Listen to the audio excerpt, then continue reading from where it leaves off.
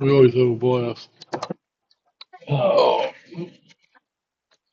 other than Mike Levy about killed me.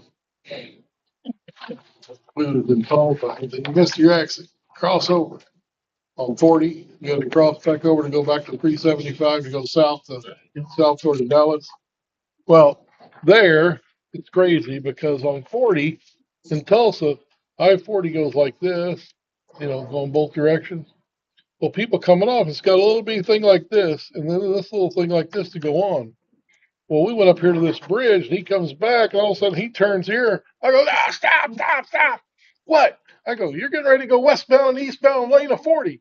Scared the shit out of me. I like to have a heart attack. He goes, didn't see that.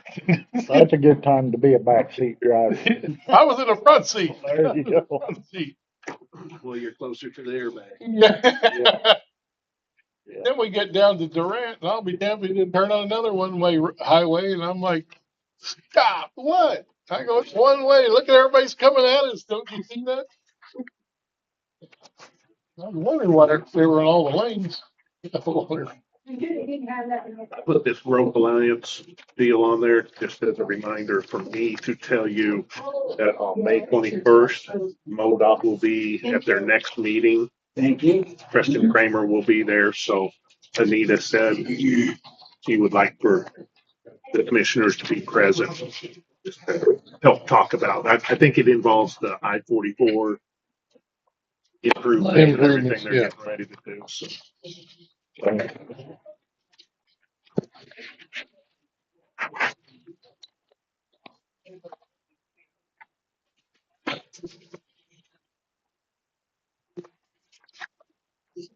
That's for you guys.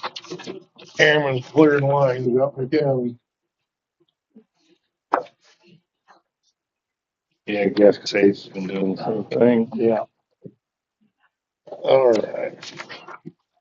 This time we'll call the regular county commission meeting order, sir. If we have a quorum, consider to approve the minutes payment of the bills. I'll move. I'll second. All in favor?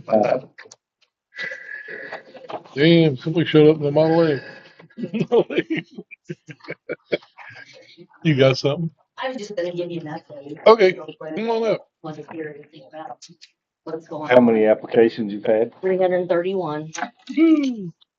And most of those have been through our process and through the assessor's process. And then Dave asked that we hold them until after the election for what they need to do over here. So we've started moving those applications this direction. And I was just gonna kind of show you what we've done. This is what we're doing. We're just collecting the information, putting it in here.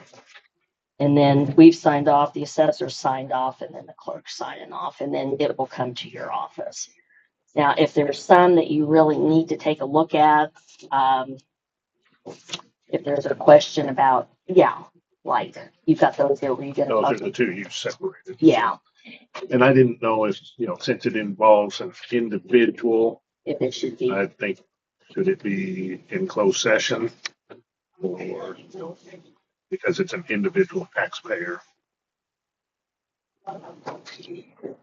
Yeah.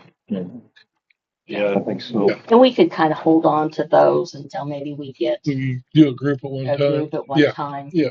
And Kind of like kinda when they look come at in those. with we'll do it as a group. It's just different little things that don't fit the mold, that you'll have to kind of make some decisions on. Pretty straightforward, it's the assessor's office. 330, you only got two of them so far. That's good.